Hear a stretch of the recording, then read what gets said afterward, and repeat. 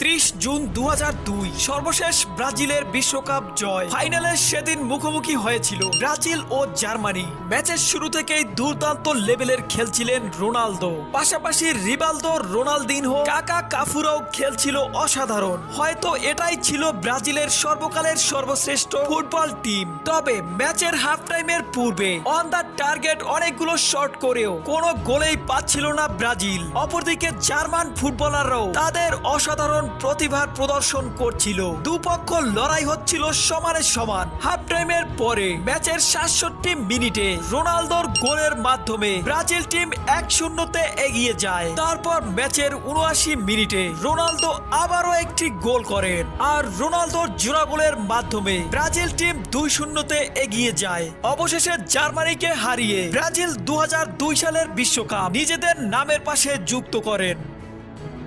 30 June